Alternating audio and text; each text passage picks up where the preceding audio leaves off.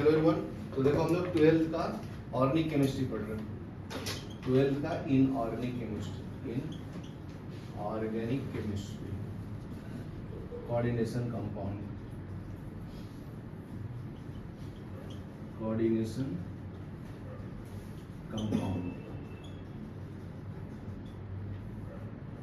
ठीक है।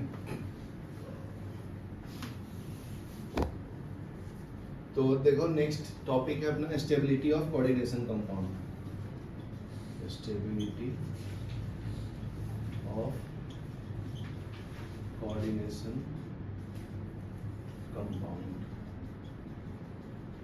ठीक है। तो इसमें कौन से कंपाउंड कितना स्टेबल है उसके बारे में पढ़ते हैं, ठीक है।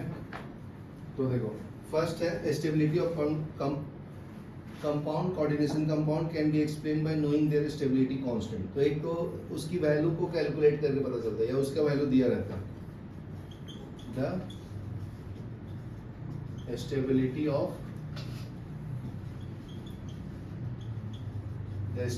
Of coordination compound can be explained by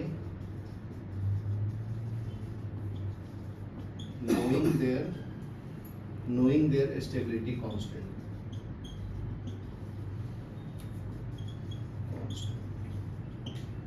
ठीक है। दूसरा क्या है, stability is governed by metal ligands interaction.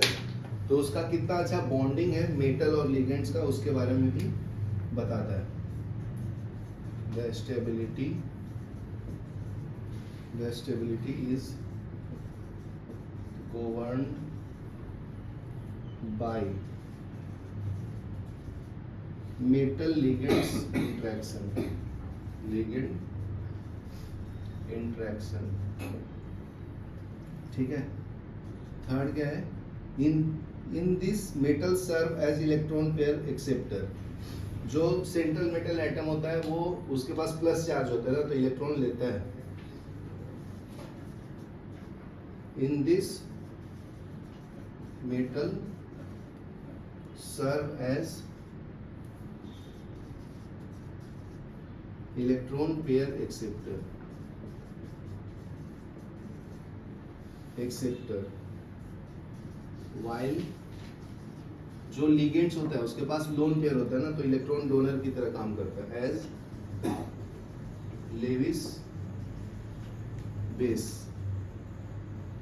ठीक है। Electron donor since it is electron donor. Third point है metal ligands interaction can be realized as Lewis acid base interaction. तो metal और लिगेंड्स का जो रिएक्शन है ना उसको लेविस एसिड बेस इंटरेक्शन बोलते हैं। The metal ligand interaction can be realized as Lewis base interaction, ठीक है। Stronger the interaction greater is the stability of the complex. तो जितना ज्यादा स्ट्रॉन्ग होगा उतना ज्यादा स्टेबल होगा। स्ट्रॉन्गर इंटरेक्शन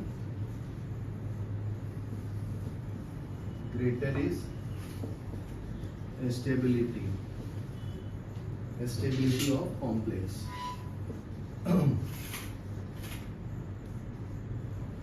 ठीक है। Consider the equilibrium of the metal ligand interaction Ma plus NLX minus. तो ये क्या देगा जी, ये देगा MLN raise to A plus NX minus, ठीक है।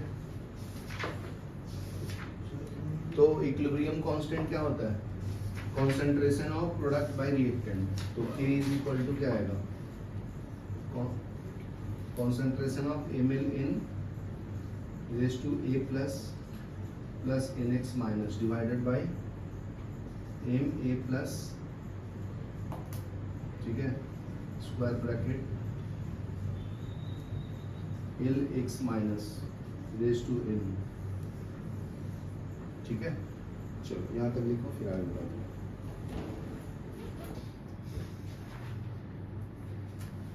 तो देखो एक एग्जांपल दिया है, जैसे देखो Ag प्लस है, उसमें 2Cn माइनस अटैच है लिगेंड्स, तो ये अगर इक्विलिब्रियम कांस्टेंट पे लिखूंगा तो क्या मिलेगा, Ag Cn2 raise to minus, तो इसका स्टेबिलिटी कांस्टेंट K का वैल्यू दिया 5.5 10 रेज टू 18, ठीक है। तो दूसरा एग्जांपल है, फिर बताना कि कौन सबसे ज्यादा स्टेबल है, ठीक है। दूसरा है Cu2 प्लस 4Cn माइनस, तो ये बन जाएगा Cu Cn 4 raise to 2 minus, K equal to 2.0 into 10 raise to 27। Third है CO3 प्लस 6NH3, ठीक है, CONH3 6 रेज टू 3 प्लस, तो इसका stability constant K equal to 5.0 into 10 raise to 33। तो कौन सबसे ज्यादा स्टेबल है जी, बताओ K का वैल्यू देख के।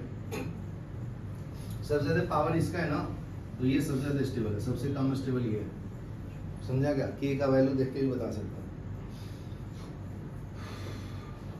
तो थर्ड इज मोर स्टेबल, फिर आता है सेकंड, फिर आता है फर्स्ट, ठीक है। Factor which govern stability of the complex, next topic अपना पढ़ेंगे, कौन सा जो फैक्टर हो स्टेबिलिटी को इफेक्ट करता है। Factors which govern stability of complex, ठीक है। तो stability of complex is govern by charge to size ratio of the metal ion. तो फर्स्ट पॉइंट है इसमें charge to size ratio, charge to size ratio of metal ion, metal ion, ठीक है। तो इसके बारे में बता देता हूँ, higher the ratio greater is the stability, higher the ratio greater is the stability, जितना ज्यादा हायर वैल्यू होगा रेशियो का उतना ज्यादा स्टेबल होगा, higher ratio greater is stability. तो ये एग्जांपल कैलकुलेट करके बताता हूँ, देखो। तो ये ऑर्डर एक दिया हुआ है, उसने वो चार्ज के चार्ट रेशियो से बताया हुआ, Cu2 प्लस का चार्ज का वैल्यू रेशियो ज़्यादा है एज कम्पेयर टू निकल, फिर कोबाल्ट का है, फिर Fe2, ये ऑर्डर है, तो एक बार रीड कर लेना। मैग्नीज फिर कैडमियम, सब पे दो चार्ज है, लेकिन सबसे ज़्यादा चार्ज रेशियो का वैल्यू इसका है, तो ये ज़्यादा स्टेबिलिटी शो करेगा। इरविंग विलियम ऑर्डर बोलते हैं इसको, नाम क्या है इसका ऑर्डर का, साइंटिस्ट ने दिया था ये ऑब्जर्व करके, Irving William order, William order, ठीक है। कॉपर एंड कैडमियम का चार्ज 2 है, लेकिन ionic radii of copper is 69, copper किधर है, इसका 69 पिकोमीटर है, ठीक है। Ionic radii that of cadmium is 97, तो ये हो गया 97 पिकोमीटर। तो कौन बड़ा है जी, पिको मतलब 10⁻⁻12 होता है, ये याद रखना, नेगेटिव में, और ये है 97 10⁻12 मीटर। तो कौन बड़ा है? जो छोटा अंक में वो ना नेगेटिव वाला, तो इसलिए इसका वैल्यू ज़्यादा है चार्ज रेशियो में, तो इसका इफेक्ट ज़्यादा होगा, स्टेबिलिटी ये ज़्यादा प्रोवाइड करेगा। ठीक है। दूसरा है nature of the ligands. Nature of ligands. A second factor that governs the stability of complex is related to how easily the ligand can donate its lone pair electron to central metal atom. Basicity of the ligands. Ligands those are stronger base tend to form more stable. तो बस इतना ही लिखो, जो जिसकी value strong होगा ligands का वो stable compound form करेगा। The ligands those are stronger bases tends to form more stable complexes। ठीक है, ये लिख लो, फिर हम लोग थ्योरी पढ़ेंगे। अभी देखो बॉन्ड कैसे बनता है उसके लिए थ्योरी पढ़ते हैं। तो फर्स्ट थ्योरम है वैलेंस बॉन्ड थ्योरी। ठीक है, इसको शॉर्ट फॉर्म में VBT बोलते हैं। तो फर्स्ट थ्योरम है वैलेंस बॉन्ड थ्योरी। ठीक है, इसमें आता है VBT। ठीक है, तो देखो भी hybrid step is theoretically step that VBT is based on the concept of hybridization। ये किसके ऊपर बेस्ड है? हाइब्रिडाइजेशन। हाइब्रिडाइजेशन बताया था क्या होता है जी? Intermixing of the sub orbital compound ना, sub orbital compound. VBT is based on hybridization. ठीक है, जैसे बताया था तुम लोगों को sp3 sp3d2 ये सब जो इसको बोलते हैं hybridization. Intermixing of the orbitals को बोलते हैं हाइब्रिडाइजेशन। ठीक है, तो इसके स्टेप्स क्या है? तो फर्स्ट स्टेप है VBT का, metal ion provide vacant D orbital.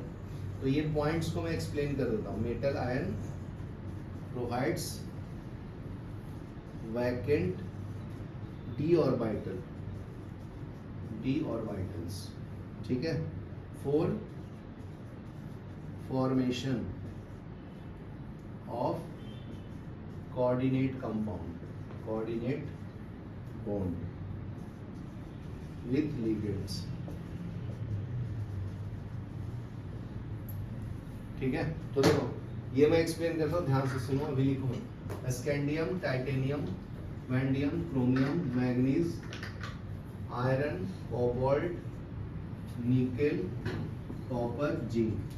याद है? ये पूरा बोला था याद करने के लिए। 21 से स्टार्ट होता है, 30 पे खत्म होता है, बराबर ना?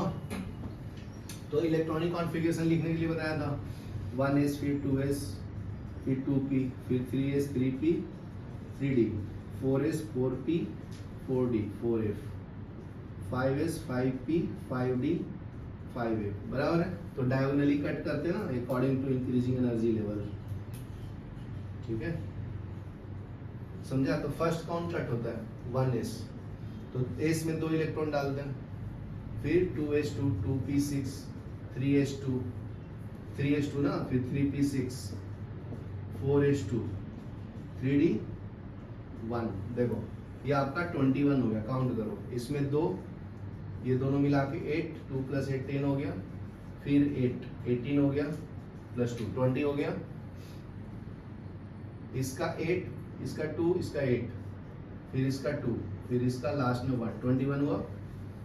समझा क्या? तो अभी ऑब्जर्व करना, ठीक है? तो बार बार इतना नहीं लिखना है। देखो इसका 4s2 3d1 है ना, मतलब यहाँ पे 1 रहेगा, तो लास्ट में d में कितना है? 1। इसमें क्या होगा फिर लास्ट में? 3d2। d में s में 2 इलेक्ट्रॉन डाल सकते हैं, p में 6, d में 10, f में 14।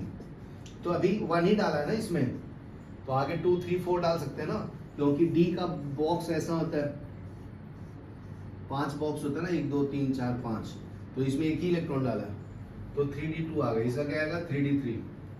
इसका एक्सेप्शन होता है, ये 4s1 हो जाता है और 3d5 हो जाता है, क्योंकि हाफ फील्ड ऑर्बिटल ज्यादा स्टेबल होता है, केमिकल बॉन्डिंग में पड़ता है।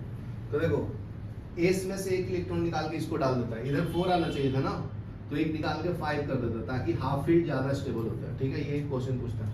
फिर ये आएगा 4s2 3d5, अभी s में ही डाल के फुल कर दिया। ठीक है, फिर आएगा 4s2 3d6, इसमें आएगा 4s2 3d7, इसमें आएगा 4s2 3d8, बराबर है।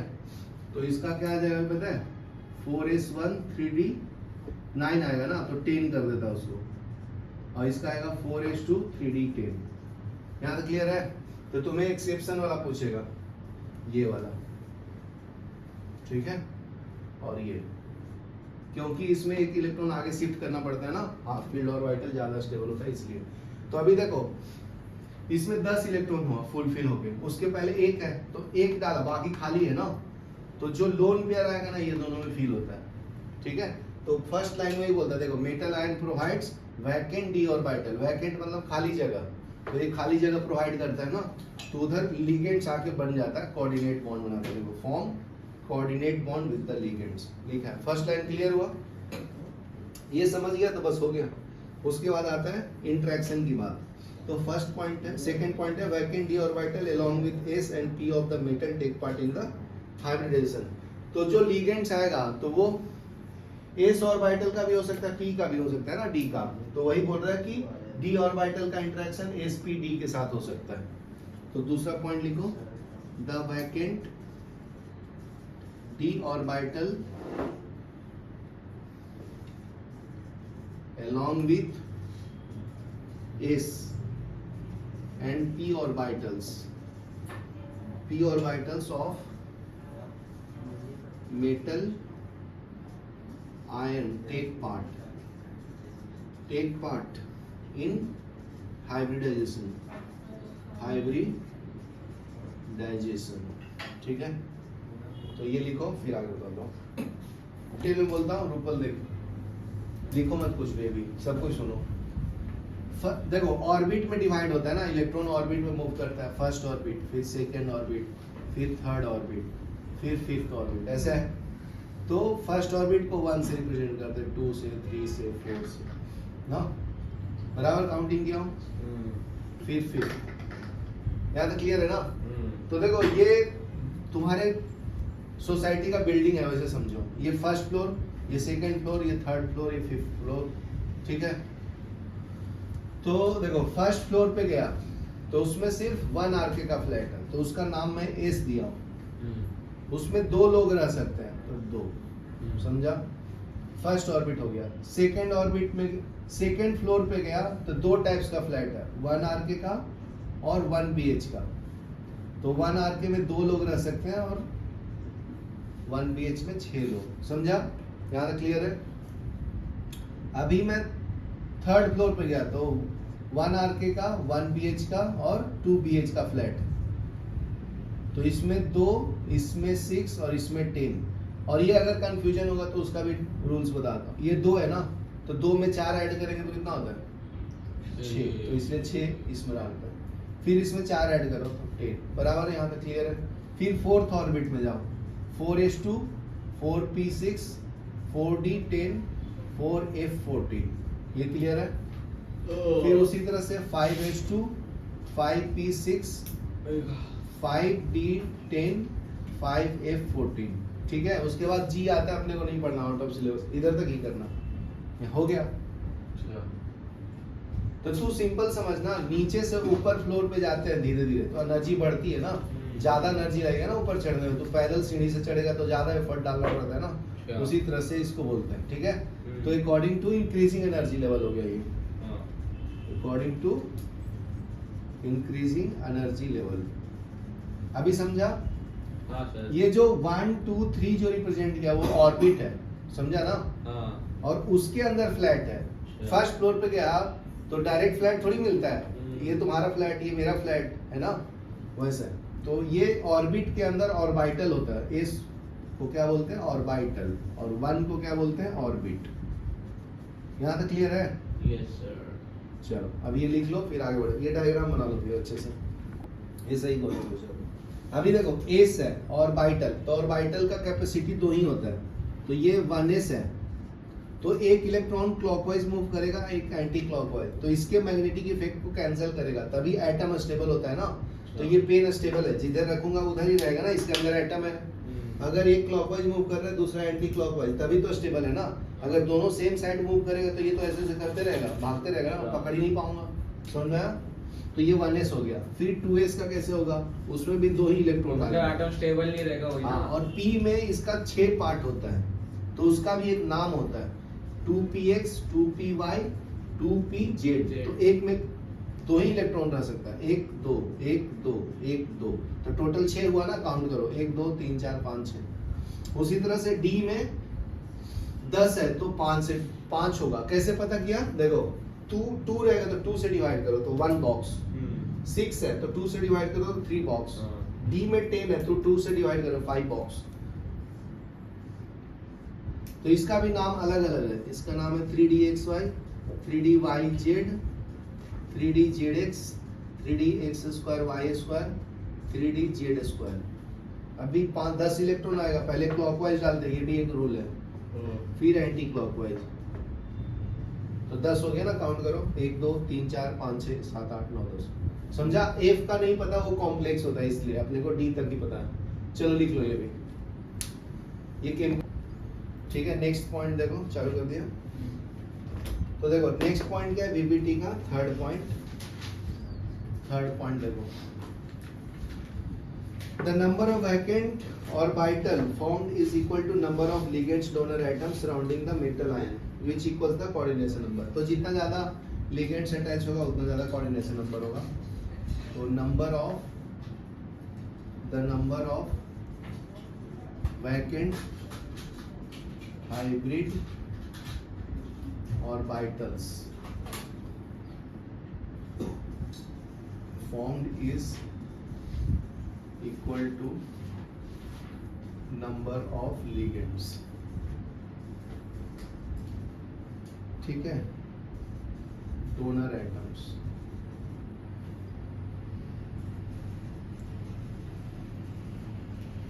surrounding the metal ion which equals coordination number, which equals coordination number of metal। ठीक है, तो ये कोऑर्डिनेशन नंबर के बराबर होता है जितना वैकेंट ऑर्बिटल होगा। Overlapping the vacant orbital of the metal and field orbital ligands lead to formation of metal ligand coordinate bond. Same ही बात बोल रहा है कि मेटल लिगेंड से अटैच होगा तो कोऑर्डिनेट बॉन्ड बनाता है। ठीक है, overlap between vacant hybrid orbital of metal and field orbital of ligands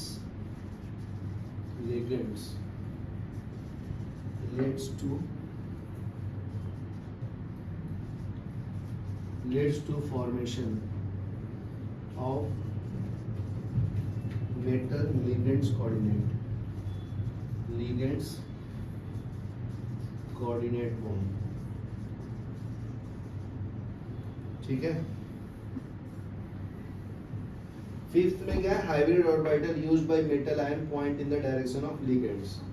ठीक है, लिगेंड की तरफ ये पॉइंटेड होता है hybrid orbital. The hybrid orbital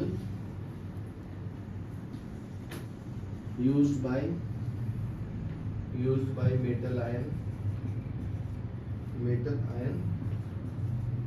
point in direction of ligands। ठीक है, तो ये लास्ट वाला पॉइंट ज्यादा इंपॉर्टेंट है। तो n-1d और nd orbital used in the hybridization, n-1d और nd orbitals used in hybridization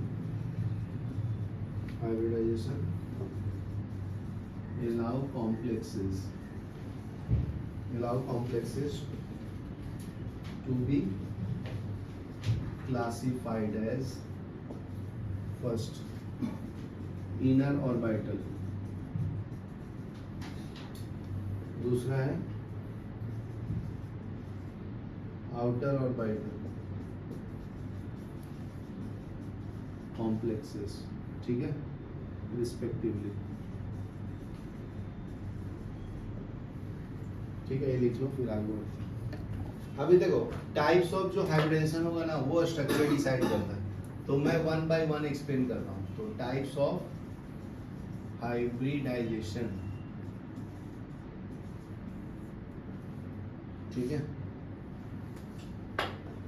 hybridisation decides the structure of the compound, decides the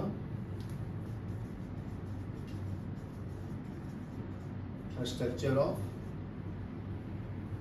complex, ठीक है। तो देखो मैं एक्सप्लेन करता हूँ वन बाय वन, तो तुम लोग ध्यान से देखना। फर्स्ट मैं एक्सप्लेन करता हूँ octahedral complex. First is octahedral complex. तो ऑक्ट्राहेड्रल कॉम्प्लेक्स में कोऑर्डिनेशन नंबर 6 होगा ना जी, पहले भी बताया था, मतलब इसमें कोऑर्डिनेशन नंबर 6 होगा। लिगेंड्स कितने होंगे? 6 होंगे, ठीक है। तो फर्स्ट एग्जांपल है इसका CO NH3 6 रेज टू 3+, यहाँ पे लिख दिया ये लो spin. Low spin high spin क्या होता है मैं बताऊंगा बाद में, ठीक है। तो फर्स्ट है ऑक्सीडेशन स्टेट कोबाल्ट का, क्या है जी रौनक? ऑक्सीडेशन स्टेट क्या है बताओ दक्ष? कोबाल्ट का ऑक्सीडेशन स्टेट ऑफ कोबाल्ट क्या है? बोलेगा +3 है ना। कैसे निकाला? इस पे न्यूट्रल है तो डायरेक्ट ये +3 है ना, समझा। दूसरा valence electronic configuration of CO3+ in boxes. CO का क्या था एटॉमिक नंबर बताएगा? Scandium, titanium, indium, chromium, manganese, iron, cobalt. Cobalt ना, तो 28 हो गया। देखो कितना है कोबाल्ट का? 28। CO का आज के दिन देख लेगा। अरे भाई आज पढ़ा है 27 क्या आदमी है भाई? 27। तो इलेक्ट्रॉनिक कॉन्फ़िगरेशन क्या था?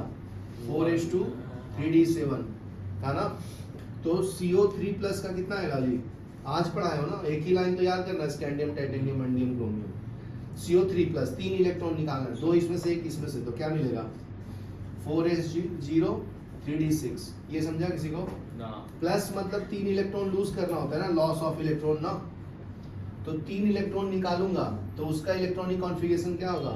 ओरिजिनल का ये है, इसमें 3 इलेक्ट्रॉन निकालो, 2 इसमें से निकाला, लोअर में से पहले एनर्जी निकालते हैं, तो इसमें से 2 निकाला, 1 इसमें से, तो 6 बचेगा ना लास्ट में। तो d ऑर्बिटल खाली हो गया ना जी, समझा। तो इसको बॉक्स में रिप्रेजेंट करेंगे, तो ये तुम्हारा देखो 4s है, खाली हो गया। d में कितना इलेक्ट्रॉन है? 6। बॉक्स कितना है d का? 1 2 3 4 5 6। तो ये कितना अनपेयर्ड इलेक्ट्रॉन हो गया? 1 2 3 4 ना, और ये पेयर्ड है, इसको पेयर्ड इलेक्ट्रॉन बोलते हैं। ये d का है, ये तुम्हारा 3d का, इसको पेयर्ड बोलते हैं, इसको एम्प्टी बोलते हैं, इसको अनपेयर्ड बोलते हैं, अनपेयर्ड इलेक्ट्रॉन्स। ठीक है, यहाँ तक क्लियर है। तो अभी एमोनिया का इलेक्ट्रॉन इसके अंदर डालना है, तो कितना एमोनिया है तुम्हारे पास? 6 ना। देखो कोऑर्डिनेशन नंबर 6, तो 6 लिगेंड्स आएंगे। तो यहाँ पे ध्यान दो, जब यहाँ पे लो स्पिन लिखा रहेगा ना, ध्यान दो इधर, ये जब लो स्पिन लिखा रहेगा ना, तो ये जो अनपेयर्ड इलेक्ट्रॉन है ना आपस में पेयरिंग करता है, तो ये इलेक्ट्रॉन यहाँ आ जाएगा और ये यहाँ आ जाएगा। मैं यहाँ पे लिख देता हूँ ये स्टेटमेंट एक बार। तो number of amine ligands is 6, number of vacant metal ion ligands, metal ion ligands, ion orbital, orbital required for bonding with ligands must be 6. ठीक है, तो ये कितना हो जाएगा 6 हो जाएगा। फोर्थ में क्या है, complex is low so pairing of electron will take place. Complex is low spin, low spin कौन कौन होगा वो भी बताता हूँ, जिसमें जो भी लिगेंड्स में नाइट्रोजन आएगा, फास्फोरस आएगा और कार्बन आएगा। क्या बोला मैं? लो स्पिन कौन कौन होगा, जिसमें नाइट्रोजन एटम आएगा या फास्फोरस या कार्बन, वो होगा लो स्पिन। तो अंदर वाला के साथ पेयरिंग करना, ठीक है। So pairing of electron will happen, so pairing of electron will take place prior to hybridization, ठीक है। सो electronic configuration after pairing will be, देखो ये इलेक्ट्रॉनिक कॉन्फ़िगरेशन CO3 प्लस का है, अभी क्या हो जाएगा, इलेक्ट्रॉनिक